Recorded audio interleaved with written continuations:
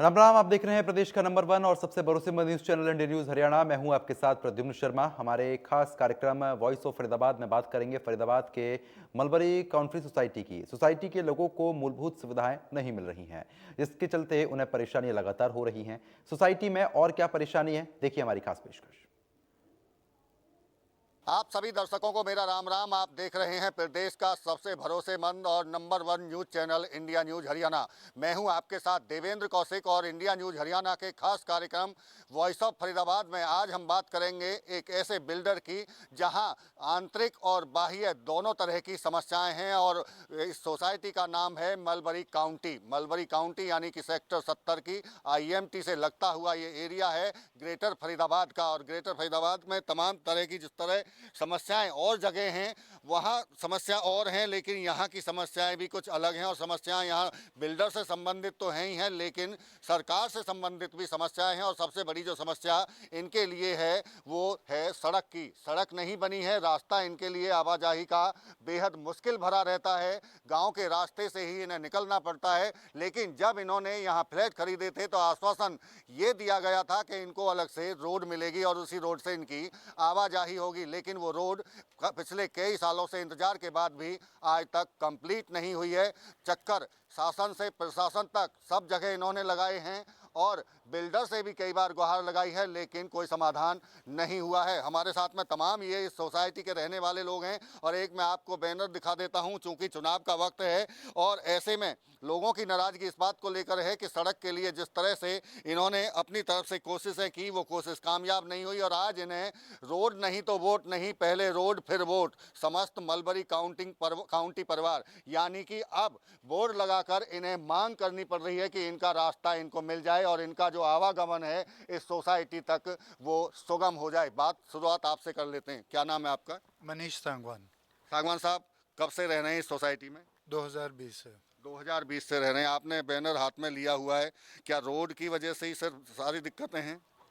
Sir problem दोनों तरह से है। कुछ अथॉरिटीज़ की तरफ से एक्सपेक्टेड है और कुछ जो है हमारे को बिल्डर की तरफ से भी जो मेंटेनेंस वगैरह देखनी चाहिए उसके ऊपर भी काफ़ी सारी दिक्कतें आ रही हैं।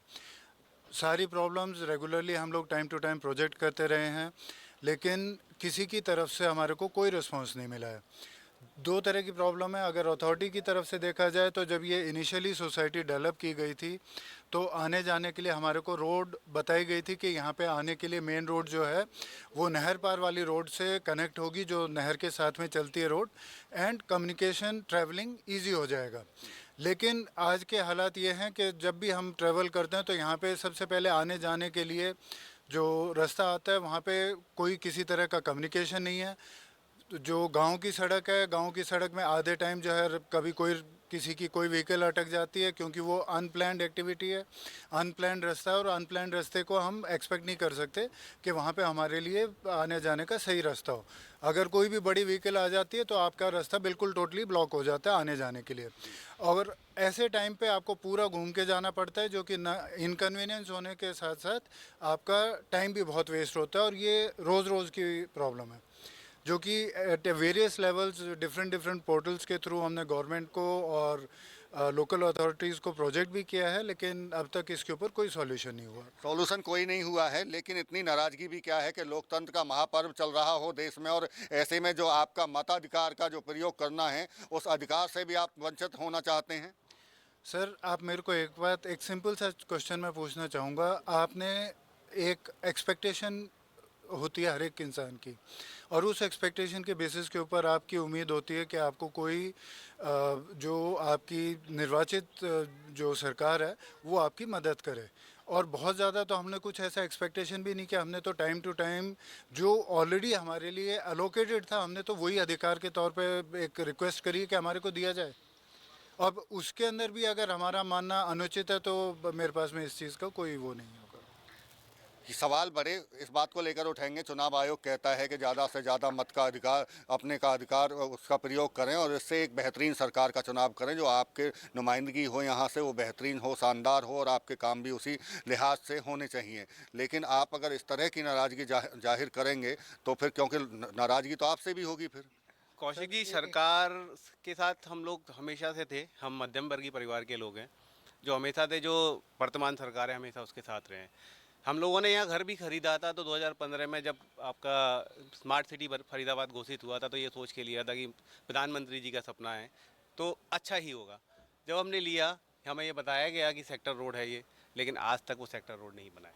दूसरी चीज़, इस देश में मेला ढोने की प्रथा ना सालों पहले ख़त्म हो गई, लेकिन आप देखेंगे स्मार्ट सिटी फरीदाबाद में आज भी मेला ढोने की प्रथा पहले सर पे ढोते थे, आज की डेट में टैंकरों से ढोते हुए आपको जगह जगह मिल जाएंगे और हमारी नहरों को गंदा करते हैं। मेंटेनेंस का जो खर्चा है हम लोगों पे ज़्यादा पड़ता है, उसकी वजह से वेरियस प्रॉब्लम है। इसके अलावा आप जाएंगे मेन रोड से आप आए होंगे, आपने देखा होगा एक कूड़े का पूरा गंदगी का माहौल है वहाँ पे, आवारा पशु इतने हैं, स्ट्रे डॉग का प्रॉब्लम है। ये तो मतलब बेसिक प्रॉब्लम है। आपको मूलभूत सुविधाएं जो चाहिए आदमी को, सड़क, बिजली, पानी, बिजली का प्रॉब्लम है यहाँ पे। लाइट कभी कभी भी कट जाती है, एक मतलब छः बजे गई है, अगले दिन सुबह आ रही है, मतलब 12 घंटे 14 घंटे का कट कभी कभी लग जाता है। दूसरा बिल्डर का प्रॉब्लम है कि नीचे बेसमेंट, हम लोगों को बेसमेंट आज तक नहीं मिला, धूल उड़ता रहता है, पानी टपकता है वहाँ पे, पानी भरा रहता है, मतलब गाड़ी निकालने के लिए लोगों को अपने जूते वूते उतार के फिर गाड़ी तक अपना पहुँचते हैं, मतलब बहुत ही प्रॉब्लम है यहाँ पे। आपने जो बात की बेसमेंट की, हाँ जी। आप कभी बिल्डर से मिले क्या? ये जो शिकायत आप यहाँ बता रहे हैं, कभी उसके सामने रखी हों, क्या जवाब मिला? बिल्डर से भी मिले हैं, हमने सीएम विंडो पे भी शिकायत की है, डीटीपी मैडम के साथ भी मिले हैं, लेकिन आज तक हमें इस चीज़ का कोई सॉल्यूशन मिला। बिल्डर क्या कहता है? क्योंकि जिम्मेदारी किसकी है? बिल्डर की है वो। जी बिल्कुल, ये बेसमेंट का प्रॉब्लम जो है बिल्डर की प्रॉब्लम है, लेकिन वो अपनी तरफ से हमेशा हाथ झाड़ लेते हैं। ये हर बार आश्वासन देते हैं कि हम तब बना देंगे तब बना देंगे। आज ये 2 बिल्डिंगें भी बना दी, लेकिन बेसमेंट का प्रॉब्लम अभी तक हमारा नहीं। बेसमेंट की बड़ी प्रॉब्लम है, रास्ते की बड़ी प्रॉब्लम है, बिजली का जैसे जिक्र कर रहे हैं, क्या बिजली नहीं मिलती? बिजली बहुत कम आती है और ज़्यादातर जो है बिजली होते हुए भी जनरेटर चला देते हैं ताकि बिल ज़्यादा बने, और उससे हम लोगों को बहुत दिक्कत होती है। और इसके अलावा बिजली का जो ये जो आप कह रहे हैं कि बिजली होते हुए भी जेन सेट चला दिया जाता है ताकि आपसे पैसे ज़्यादा वसूले जा सकें, जी हाँ बिल्कुल तो सही बात है। ये कौन कर रहा है? ये बिल्डर कर रहा है, क्यों? ये जानबूझ कर कर रहे हैं परेशान आप करने। आवाज़ क्यों नहीं उठाते आप बिल्डर के खिलाफ? बिल्डर के खिलाफ आवाज़ उठाते हैं लेकिन कोई सुनवाई नहीं करता है वो केस। तो क्या कभी ऐसा लगता है कि आपने जो सपनों का घर लिया और आज वो सपने चकनाचूर से होते हुए दिखाई दे रहे हों, कि आपने बड़ा वो किया होगा कि बहुत अच्छी जगह पर हम जा रहे हैं, बिल्डर ने सपने भी दिखाए होंगे, सब्ज बाग दिखाए होंगे, आपको लगता है कि वो जो सपने दिखाए गए वो पूरे हुए? जी सपने तो बहुत ज़्यादा दिखाए थे, लेकिन उसमें से अगर 10% भी सही होते तो हम संतोष कर लेते, लेकिन उसमें से 1% भी कोई काम नहीं हुआ। हमको बहुत ज़्यादा बताया गया था, रोड बताया गया था, और क्या हमारा आपको कनेक्टिविटी रोड मिलेगा, पीछे बताया था यहाँ बैठने के लिए टीवी वीवी लगाए जाएंगे, सीसीटीवी कैमरे लगाए जाएंगे। कोई भी समस्या का समाधान हमारा नहीं हुआ। बेसमेंट की हालत बहुत ख़राब है, और जो है स्विमिंग पूल है वो टूटा पड़ा है पूरा। और भी बात करेंगे और लोगों से। आप बताइए, आपको क्या लगता है जो दिक्कतें जिस तरह से गिनवाई जा रही हैं, आखिर क्या दिक्कतें हैं? और इसके अलावा सर मेन तो कनेक्टिविटी है।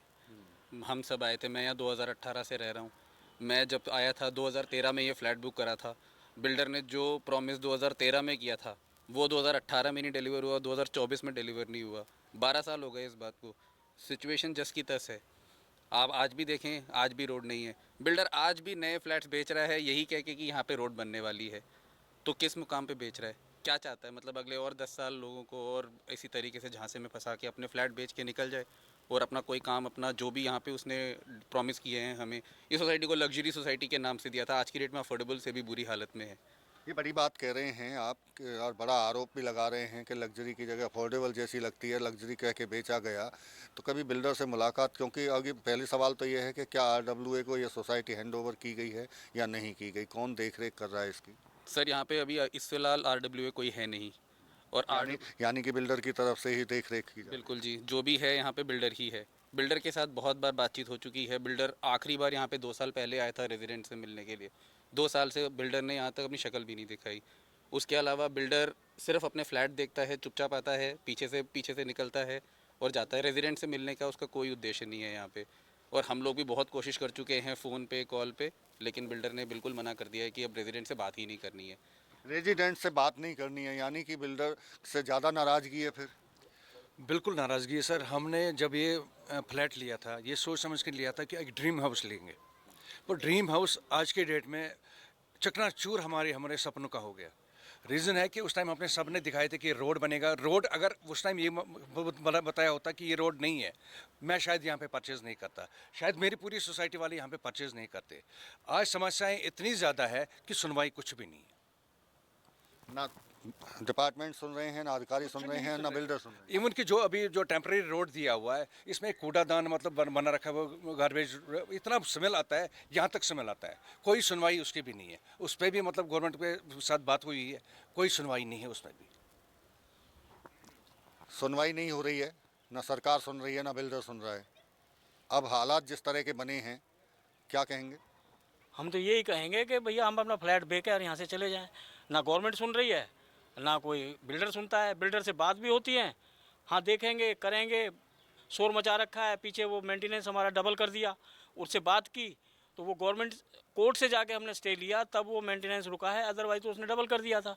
काम कोई करना नहीं, मेंटेनेंस डबल कर दिया। मेंटेनेंस के नाम पे पैसे ज़्यादा वसूलने की कोशिश की गई और काम कुछ हुआ नहीं। हाँ बिल्कुल नहीं हुआ काम, कोई भी काम अब भी नहीं हो रहा है और आगे भी उम्मीद नहीं है उससे, यदि हम इस तरह के स्टेप ना लें। और ये आज अगर यहाँ पे खड़े हैं तो सब दुखी होकर खड़े हैं। किसी को शौक नहीं है कि भाई, किसी को भी शौक नहीं है कि भाई हम वोट ना दें। पहले वोट तब देंगे जब रोड बनाओ, जब हमारे सामने समस्या है तो ये बात हमने उठाई है। बिल्कुल, देखिए कहीं ना कहीं जो तमाम रेजिडेंट्स हैं उनका दर्द सामने आ रहा है, क्योंकि इनको ठगा गया है, ऐसा इनका ये आरोप है। एक स्विमिंग पूल हम आप देख रहे हैं आपकी सोसाइटी में, कभी यूज किया है क्या? स्विमिंग पूल यहाँ पर जो का तो ही ऐसे ही रहता है, उसका कोई मेंटेनेंस यहाँ पर सोसाइटी की तरफ से ना बिल्डर की तरफ से कोई उसका मेंटेनेंस नहीं किया जाता। हम लोग हमारे से पैसे टाइम टू टाइम ले लिए जाते हैं, ना ही बिजली का वहाँ पर डेवलपमेंट होता है, ना बिजली का बिल भरा जाता है बिल्डर की तरफ से, ना ही लिफ्टों की मेंटेनेंस प्रॉपर की जाती है। लिफ्टों की हालत ऐसी हो गई है आज के टाइम पर कि डेली उनमें आवाज़ आती है, कभी रुकने का इशू आता है, कोई बच्चे फंस जाते हैं, कभी बड़े बुजुर्ग फंस जाते हैं उसके अंदर। लेकिन हम जो रेजिडेंशियल है उनके लिए हमेशा उनसे पैसे वसूलने के लिए बिजली कट डाउन कर दी जाती है, जनरेटर चला दिया जाता है ताकि हमसे ज़्यादा चार्ज पे कर लिया जाए। और आप जैसे आएंगे यहाँ कनेक्टिविटी, यहाँ डंपिंग यार्ड इतना बड़ा बना रखा है जिसकी वजह से यहाँ पर स्ट्रे डॉग्स, काउज वगैरह इतनी आती हैं यहाँ पर। और स्ट्रे डॉग्स ने तो इतना परेशान किया हुआ है कि अंदर सोसाइटी के अंदर बड़े बुजुर्ग बच्चों को काटना, इधर उधर घूमना और बच्चों को बाहर निकलना, पार्क में खेलना भी मुसीबत हो गया है। तो ये सबसे बड़ी प्रॉब्लम है बिल्डर की तरफ से भी और हमारी सरकार की तरफ से भी। हमें ये गुजार है कि यहाँ से एक रोड की कनेक्टिविटी दे दी जाए और ये जो सोसाइटी में हमसे मेंटेनेंस के नाम पर इतना पैसा वसूला जाए तो हमें उसकी फैसिलिटी भी दी जाए। बड़ी बात कह रहे हैं कि अगर पैसा वसूला जा रहा है तो वो सुविधाएं भी उनको मिलें, और कहीं ना कहीं बिल्डर पर ये बड़े आरोप भी लग रहे हैं। लेकिन इसके साथ साथ में चूंकि डिमांड सरकार से भी है सड़क की, और वो सड़क भी नहीं बनी है, इसीलिए परेशानी इनकी दोहरी हो जाती है। आप क्या कहेंगे? जी सर, बिल्कुल सभी ने जो समस्याएं बताई हुई हैं बिल्कुल जायज़ हैं। मैं भी यहाँ पिछले 3.5 साल से रह रहा हूँ और एक्टिवली लोगों के साथ मिलने की हम लोग कोशिश कर रहे हैं कि चीज़ें ठीक हों। बिल्डर के साथ भी अप्रोच कर रहे हैं, अलग अलग अधिकारियों के साथ मीटिंग भी करते हैं, बिल्डर के साथ भी करते हैं, लेकिन कुछ भी डेवलपमेंट होती नहीं है। सबसे बड़ी चीज़ ये है कि कनेक्टिविटी के नाम पर ये बोला गया था कि 6 महीने के अंदर ये रोड बन जाएगी। ये किसने बोला था आपसे? जब मैंने फ्लैट खरीदा उस समय बिल्डर का जो भी रिप्रेजेंटेटिव था उसने बोला था। अभी तक 6 महीने तो क्या 3.5 साल हो गया है और मुझे लगता है लोग यहाँ पे 12 साल से रह रहे हैं, जैसा उन्होंने बोला था। अभी तक रोड उनके लिए नहीं बनी है तो आगे मेरे लिए क्या बनाएंगे? कभी पूछा उससे दोबारा आपने कि 6 महीने के लिए बोला था आपने, इतना वक्त हो गया, इतने साल हो गए? जी सर, मैंने लगभग सारे अधिकारियों को अप्रोच किया है। डीटीपी मैडम से भी 3 बार मिल के आया हूँ, लिखित में एप्लीकेशन भी दी है, सीएम विंडो पे भी दिया है, रोड के लिए दिया है, इंटरनल प्रॉब्लम्स के लिए दिया है। बाकी उन्होंने जो मेंटेनेंस उन्होंने बढ़ाया था उसके लिए भी एक सॉफ्ट मीटिंग की थी उनके साथ, बिल्डर के साथ, कि आप ठीक कर लो चीज़ों को। लेकिन फिर उसके बाद बहुत ज़्यादा जब उन्होंने अति कर दी, उसके बाद सब लोगों ने मिलकर फिर कोर्ट का रास्ता चुना है। लेकिन अभी भी अगर बिल्डर को देखा जाए, इंटरनल देखा जाए, बाहर देखा जाए, बिल्कुल ही बद से बदतर स्थितियाँ बढ़ी हुई हैं। आप एक बार जब बारिश का टाइम आएगा तब यहाँ पे आइए, बेसमेंट एकदम इतनी गंदी हालत हो जाती है, कोई भी गाड़ी लेके वहाँ तक जा नहीं सकता है, पहुँच नहीं सकता अपनी गाड़ी तक। अगर गाड़ी लगा दी तो गाड़ी का पता नहीं दूसरे दिन क्या होगा। दूसरी चीज़ सिक्योरिटी की अगर बात की जाए तो बेसमेंट में कोई सिक्योरिटी नहीं है, इंटरनल भी कोई सिक्योरिटी नहीं है। और बाहर भी बात की जाए तो इतना बुरा हाल हो जाता है कि अगर आपके पास गाड़ी नहीं है तो आप अंदर सोसाइटी के अंदर आ नहीं सकते हो पैदल। क्या वजह है? कन्वेंस की प्रॉब्लम है? कन्विंस की प्रॉब्लम नहीं है, इतना बारिश में वाटर लॉगिंग इतनी हो जाती है हद से ज़्यादा, जिसके अंदर विदाउट किसी कन्विंस के आप अंदर नहीं आ सकते हो सोसाइटी के। देखिए बड़ी बात कह रही हैं, क्यों आप आइए आगे आइए। आप कब से रह रहे हैं? हमें 2 साल हो गए। जो ये आरोप लग रहे हैं बिल्डर पर, क्या ये सही हैं? बिल्कुल सही है, 100%। और सबको ये प्रॉब्लम है। ये नहीं है कि ये कोई इसमें एक भी वर्ड झूठ बोला गया है। बेसमेंट बहुत गंदा, बेसमेंट में इतना मिट्टी है। जैसे हम ये शूज़ पहने हुए हैं, अगर ये शूज़ पहन करके हम बेसमेंट में कार में बैठने के लिए जाते हैं तो हमारे शूज़ सारे गंदे जाते हैं। इन शूज़ से जब हम कमरों में जाते हैं तो एकदम दाग लग जाते हैं, जो कि पोछे के बिना हटते नहीं हैं। और भी मेंटेनेंस की भी बहुत प्रॉब्लम है। मतलब जैसे बताया भाई लोगों ने, जो भी इन लोगों ने जो भी वर्ड्स आपसे बोले हैं, एक एक सत्य है, 100%। एक एक सत्य है। हम देख रहे हैं कि दूसरे और भी टावर बन रहे हैं, बिल्डर यहीं तो दूसरे टावर बना रहा है, उनको भी बेच रहा होगा।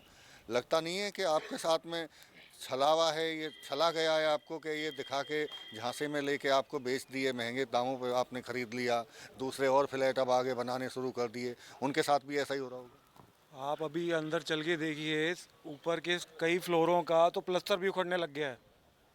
कितने साल में? ये तो कई साल हो गए झड़ रहा है। और बिल्डर यही बोल रहा है कि ये जो बिल्डिंग के कॉन्ट्रैक्टर है, इससे बात चल रही है, उससे अब एस्टीमेट लेके और इसको बनवाएंगे। पिछले 2 साल से तो यही बोल रहा है कि ये सारा जो प्लस्तर है, नीचे के भी आप चलो, हमारा जो लॉबी है, सब आप देखो, सारे प्लस्तर झड़ रहे हैं, दरवाजे टूटे पड़े हैं सारे। यानी कि जो कंस्ट्रक्शन की क्वालिटी है वो बढ़िया नहीं है। नहीं, उसके लिए नहीं मैं कह रहा हूँ, वो प्लस्तर उखड़ने लग गया अब। जब से ये सोसाइटी बनी है तब से इसका एक बार भी उन्होंने उसको बिल्कुल मेंटेन, कोई रख रखाव किया ही नहीं है उसका। मेंटेन नहीं हो रहा है, क्योंकि जिक्र पहले भी आया कि पैसे लिए जाते हैं लेकिन मेंटेनेंस के नाम पर काम कुछ नहीं होता। आपको क्या लगता है जिस तरह से ये तमाम समस्याओं को गिनवाया जा रहा है, कितनी सही हैं और क्या दिक्कतें दिखती हैं? सर, सारी समस्याएं बिल्कुल सही हैं एकदम। इन्होंने इसमें कोई झूठ नहीं है। और मेंटेनेंस के नाम पे हमें सिर्फ लूटा ही जा रहा है, ठीक है, और हमें कुछ भी ज़ीरो फैसिलिटी दी जा रही है। नीचे बेसमेंट पूरा कितना मेंटेनेंस जाता है? 3 BHK का लगभग 3100 रुपये जाता है और 2 BHK का लगभग 2500-2600 के आसपास जाता होगा। तो अच्छा खासा मेंटेनेंस भी इकट्ठा होता है, लेकिन उस पर हमें कोई फैसिलिटी नहीं मिल रही है। लिफ्ट में लोग फंस जाते हैं। ये लोग बताते हैं कि लिफ्ट अपने आप खुल जाएगी, लेकिन ऐसा कुछ भी नहीं होता है। लिफ्ट में डर लगता है लिफ्ट में जाने में? बिल्कुल लगता है। जो जितने भी ऊपर फ्लोर्स पर रहते हैं, हम लोग के लिए बहुत इश्यूज़ हैं। लिफ्ट का इश्यूज़ है। हम लोग सीढ़ियाँ इतनी तो चढ़ नहीं सकते। कोई जो 10वें फ्लोर पर रहता है या 15वें फ्लोर पर रहता है, वो इतना लिफ्ट यूज़ करना ही करना है। लेकिन बिल्डर इस चीज़ पर ध्यान नहीं दे रहा है। उनके रिप्रेजेंटेटिव को बताया गया, सूचित किया गया कि ये इश्यूज़ हैं। वो कहते हैं करवा देंगे। उन्होंने कई वेंडर्स के ऊपर इतना सारा पैसा बकाया कर रखा है कि वो यहाँ पे आके काम करना पसंद नहीं करते हैं। तो सबसे बड़ा मेंटेनेंस का एक इशू ये हो गया। रोड का मैटर है ही है। दूसरा, कूड़ा घर का भी बहुत बड़ा मैटर है। उसकी स्मेल इतनी गंदी आती है, काफ़ी, अगर इसके बारे में रिसर्च की जाए तो ये कैंसरस भी है काफ़ी लोगों के लिए। तो यहाँ पे सरकार का भी इस पे ध्यान नहीं है। नहीं, एक चीज़ बताइए, जब ये डंपिंग यार्ड है, चूँकि सरकार ने बनाया या अधिकारियों ने, नगर निगम ने बनाया है इसको, कहीं ना कहीं डंपिंग यार्ड तो बनेंगे ही। जब आपने यहाँ ये फ्लैट लिए होंगे तब डंपिंग यार्ड नहीं था यहाँ? तब डंपिंग यार्ड था, इतना बड़ा नहीं था। अब वो कुछ ज़्यादा ही बढ़ गया है। प्लस ये अब रेजिडेंशियल सोसाइटी है यहाँ पे, ये पूरा गाँव है। पहले इतनी शायद लोग यहाँ नहीं रहते होंगे, लेकिन अब इतने लोग बढ़ गए हैं। तो मेरे हिसाब से जहाँ इतने रेजिडेंट्स रहते हैं, इतने लोग रहते हैं, वहाँ पे डंपिंग यार्ड नहीं होना चाहिए। शहर के बाहर होना चाहिए। डंपिंग यार्ड नहीं होना चाहिए। अगर आबादी वहाँ बढ़ रही है तो यहाँ से डंपिंग यार्ड को दूर ले जाना चाहिए, क्योंकि कई तरह की वहाँ से बीमारियाँ फैलती हैं और ख़ासतौर से जब बरसात होती है तो उसकी ज़्यादा स्मेल बढ़ जाती है और तमाम जो यहाँ लोग रहने वाले हैं उनके लिए और ज़्यादा मुश्किल होता है। आप क्या कहेंगे? सर देखिए, मेरा अगर जो मेन कंसर्न है वो है सेफ्टी कंसर्न। जी। सेफ्टी कंसर्न के अंदर आता है कि जैसे अगर आप देखें गांव की रोड यूज़ करते हैं तो वहाँ पे कई बार लाइट नहीं होती। अगर कोई फैमिली आ रही है या कोई मान के चलिए लेडी अकेली आ रही है ड्राइव करके, तो वो सेफ़ नहीं है, नंबर 1। नंबर 2, बेसमेंट का सबने बताया, बेसमेंट का क्या है कि वो एक स्ट्रक्चरल इशू क्रिएट कर रहा है, नंबर 2। नंबर 3 सर, अगर आप देखेंगे फायर हाइड्रेंट्स जो है वो उनके अंदर पानी नहीं है। भगवान ना करे कभी किसी के घर में अगर आग लग जाती है तो उसके पास जो वहाँ छोटे छोटे 5 किलो के जो हमारे पास वो जो सिलेंडर्स रखे हुए हैं, बस वही एक ऑप्शन है कि अगर आप वो यूज़ कर सकते हैं तो कर सकते हैं, अदरवाइज़ बाकी फिर भगवान भरोसे कैसे। या आप कह रहे हैं कि फायर सेफ्टी के इक्विपमेंट नहीं है यहाँ? नहीं सर, क्योंकि मैंने आज तक चलते हुए जो लाइनिंग हो रखी है जहाँ पे भी है, पर लेकिन मैंने आज तक उनमें से हाइड्रेंट्स में से पानी कभी निकलते हुए या सेफ्टी ड्रिल या जैसे एक मॉक ड्रिल होती है जो कि हर बंदा कराता है, आपका गैदरिंग एरिया होता है एक ना, कि अगर कल को आग लगती है तो आप कहाँ खड़े होंगे, क्या आपका सेफ्टी एरिया है, कहाँ पे आपको एक मॉक ड्रिल होती है कि कल को आप हो जाए तो किस तरीके से आओगे, तो वो नहीं है। मतलब हर तरीके से वो एक प्रॉब्लम है। तो मेजरली जो आप देखोगे वो सेफ्टी कंसर्न है। सेफ्टी का बड़ा इशू है सोसाइटी में। और क्या दिक्कतें आती हैं? सर गार्ड्स प्रॉपर ट्रेन नहीं है सेफ्टी के लिए यहाँ पे। गार्ड स्विमिंग पूल में भी अगर आप देखो तो स्विमिंग पूल के लिए भी कोई खड़ा नहीं रहता जब स्विमिंग पूल में खड़ा तो तब होगा जब स्विमिंग पूल चालू होगा। हाँ, अभी तो वो चालू ही नहीं है। हाँ, आप स्विमिंग पूल का हाल देख लीजिए, अभी भी पानी भरा हुआ है, उसमें थोड़ा सा भरा है बट इतना गंदा पानी है वो, उसमें मच्छर इतने हो रहे हैं और यहाँ पे मच्छर का भी बहुत कंसर्न है। और भी बहुत इशू है, जब इन्होंने बेचे थे फ्लैट ये बोल के बेचे थे कि एनटीपीसी है बगल में, लाइट हमेशा आती रहेगी। अच्छा, एनटीपीसी है तो इसलिए लाइट आती रहेगी, ये बोल के बेचा तो गया। आपको नहीं पता था कि एनटीपीसी इस तरह डायरेक्ट लाइट नहीं देती है? मतलब ये इन्होंने लुभावने ऑफर्स तो ऐसे ही बोल के दिए थे। कहीं लिखा हुआ है ये? लिखा हुआ है आपके कॉन्ट्रैक्ट में या किसी में, इनके नक्शे में या कहीं भी? नहीं, वर्बली बोला था, लिखा हुआ तो नहीं है, बट ये बोल के बेचते थे। देखिए कितना बड़ा मजाक किया जाता है तमाम लोगों को, जब ठगा जाता है तो कई तरह के ऐसे ही तमाम तरह के सपने दिखाए जाते हैं कि एनटीपीसी बराबर में है तो शायद यहाँ लाइट 24 घंटे रहेगी, लेकिन इसी तरह से लोगों को बहका कर फ्लैट बेच। आप आगे आ जाइए, बताइए आपको क्या लगता है और क्या दिक्कतें हैं? ऐसे जैसे यहाँ वेस्ट वाटर पाइप है वो प्रॉपर स्लोप में नहीं है, बड़ा आसान पानी खड़ा होता है, गंदा पॉल्यूशन आती है जिसकी वजह से उसकी वजह से मच्छर भी काफ़ी होते हैं।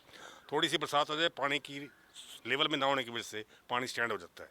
जहाँ आप खड़े हैं अब मोंटी क्लब में, एक यहाँ पर पानी खड़ा होता है, एंटर नहीं करते, बाहर ही पानी खड़ा होता है, आदमी कोई जा नहीं सकता। यानी कि पानी की निकासी के प्रबंध नहीं है? प्रबंध नहीं है, नो सीरियस प्रॉब्लम, ठीक है, सीवरेज है ही नहीं सिस्टम को। अभी कोई आप सीवर को लेकर प्रॉब्लम बता रहे थे कि सीवरेज की भी समस्या। आप आगे आइए, आप बताइए। जब सर हम यहाँ शिफ्ट हुए थे 2019 में, तब हमें बताया गया था कि यहाँ पे हमारे सोसाइटी के सामने से कनेक्टिविटी रोड भी जाएगा और जब कनेक्टिविटी रोड जाएगा तो प्रॉपर सीवरेज वगैरह सब कुछ फैसिलिटी मिलेगी। बट अभी हमारी सोसाइटी में क्या हो रहा है कि जो भी वेस्टेज पानी है या जो एसटीपी से ट्रीट होने वाला पानी है वो सब टैंकर के थ्रू मतलब मेंटेनेंस कॉस्ट पे बाहर फेंकवाया जाता है, जिसकी वजह से हमसे डबल मेंटेनेंस चार्ज वसूल करने की कोशिश की गई थी बीच में बिल्डर के द्वारा। सीवर ट्रीटमेंट प्लांट लगाया हुआ है क्या? हाँ सर, लेकिन वो फंक्शनल नहीं है और जितना पानी वेस्ट होता है यहाँ पे वो रिसाइकिल नहीं हो पाता पूरा, तो वो उनको टैंकर के थ्रू बहुत सारा पानी बाहर फेंकना पड़ता है जो आसपास के नालों में इधर उधर फेंक रहे हैं ये बिल्डर। इतनी बड़ी जो सीवेज ट्रीटमेंट प्लांट है इसके बारे में मैं ये कहना चाहूँगा कि जैसे ही आप बेसमेंट में एंटर करते हो तो सबसे पहले सीवेज ट्रीटमेंट प्लांट का ही पानी आपका स्वागत करता है और उस पानी से आपकी गाड़ी के अंदर पूरा पानी स्प्लैश होता है। बेसमेंट के अंदर अगर आप जाएंगे इस टाइम पे भी, अभी कोई बारिश नहीं हो रही है, आप जाएंगे आपको बहुत सारी जगह पानी पड़ा हुआ मिलेगा जो कि सारी की सारी बेसमेंट का जो बेस है उसको गलाने लग रहा है। निश्चित तौर से देखिए कई तरह की समस्याएं इस मेलबरी काउंटी में सोसाइटी जो बनाई गई बिल्डर की तरफ से, कई सपने दिखाए गए इन तमाम लोगों को और इन्होंने अपने सपनों का घर यहाँ खरीदा, लेकिन सपनों का घर खरीदने के बाद में ही इनके सपने यहाँ से टूटने शुरू हो गए और तमाम तरह के आरोप, चाहे क्लब की बात हो, चाहे इसके अलावा सीवेज सिस्टम की बात हो, इसके अलावा कई तरह की ऐसी समस्याएं हैं जिनसे ये रोज़ाना रूबरू हो रहे हैं, लेकिन इनकी कोई ना बिल्डर सुन रहा है ना अधिकारी सुन रहे हैं। आज के लिए इतना ही, अगली बार फिर किसी सोसाइटी से उनकी समस्याओं को लेकर रूबरू होंगे। धन्यवाद।